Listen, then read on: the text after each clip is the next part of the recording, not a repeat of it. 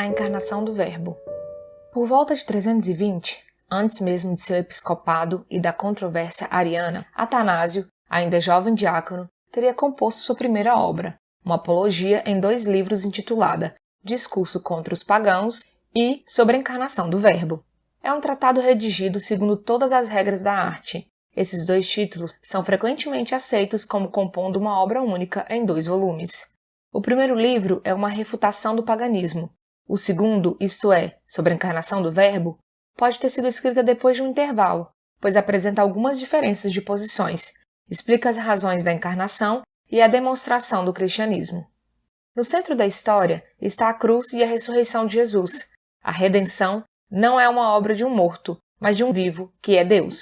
A encarnação sublinha, contra judeus e pagãos, a fraqueza humana e a iniciativa divina do Verbo, e é, sem dúvida, sua obra mais original e significativa.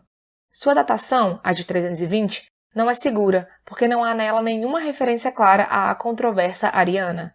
Ário negava a consubstancialidade do Pai e do Filho, afirmando, pelo contrário, que o Verbo, embora superior às criaturas, é inferior ao Pai. Mas como também as cartas festivas, pascais, não mencionam Ário e sua doutrina antes de 338, muitos estudiosos preferem a data de 335 ou 337 para a redação da encarnação do Verbo.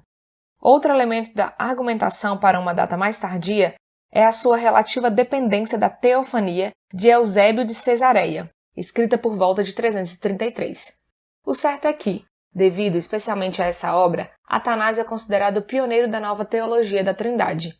Defensor da tradição eclesial, está muito menos aberto a sugestões provenientes da filosofia. Enquanto os arianos sustentavam que o Logos é uma criatura trazida à existência antes da criação do mundo, como prelúdio da obra criadora de Deus, Atanásio ensinava que ele é plenamente divino e coeterno ao Pai. Defendia a igualdade de natureza, de substância e dignidade com o Pai. Atanásio diz que a essência do Pai, com toda a bondade, sabedoria e poder que lhe pertencem, é necessária, plena e eternamente comunicada ao Filho. O que é reservado ao Pai é seu título de Pai e sua posição como origem, última de todas as coisas. Ário sustentava que o Filho era uma criatura, um produto da vontade do Pai. Atanásio contestava. O nome de filho encerra o conceito de ser gerado. Ser gerado não significa provido da vontade do Pai, mas da substância do Pai.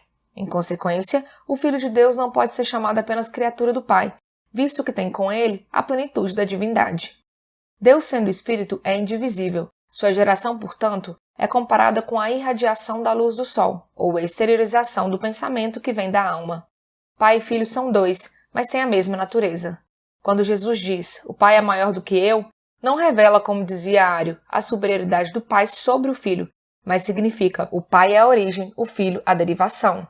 A doutrina de Atanásio acerca do Logos enraiza-se na ideia da redenção. Assim ele afirma, não teríamos sido resgatados se Deus mesmo não houvesse assumido nossa natureza humana. Portanto, se Cristo não fosse Deus, o Logos, que é Deus, unindo-se à natureza humana, divinizou a humanidade. Se fosse Deus, não por natureza, mas por participação, não teria podido comunicar essa divinização. Graças à encarnação, a alma é regenerada, criada de novo, à imagem de Deus. O homem é renovado. Não é o corpo somente, mas o homem inteiro que tem necessidade de redenção. Só um Deus podia nos resgatar. Uma criatura não podia unir a criatura a Deus. Uma parte da criação não pode alcançar a salvação à criação, ela mesma tendo necessidade de salvação.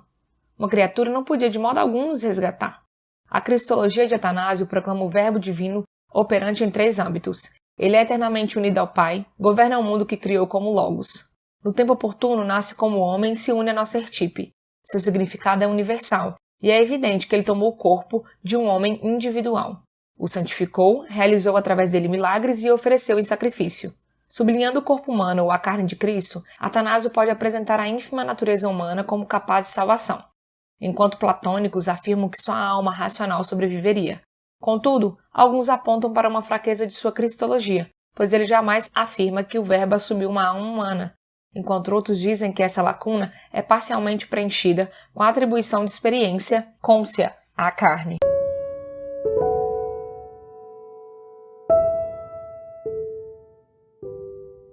Unidade da obra divina. Na obra precedente, tratamos suficientemente apenas de mínima parte da vasta matéria. O erro e o temor supersticioso dos gentios relativamente aos ídolos e a invenção primitiva desse erro, pois a malícia dos homens induziu-os a conceber a idolatria. Além disso, com a graça de Deus, demos algumas indicações sobre a divindade, a providência e o poder universais do Verbo do Pai. O Pai, em sua bondade, por meio dele, tudo ordenou, pois ele tudo move e nele vivifica. Atos 17:28a. Vamos prosseguir, caríssimo e verdadeiro amigo de Cristo, e de acordo com a fé de nossa religião, narrar cuidadosamente a encarnação do Verbo e expor a epifania divina em nosso favor. Os judeus a caluniam, os gregos dela zombam. 1 Coríntios 1:22. Quanto a nós a adoramos. Dessa forma, a aparente humilhação do Verbo, ao invés, dar-te-á relativamente a ele piedade maior e mais intensa.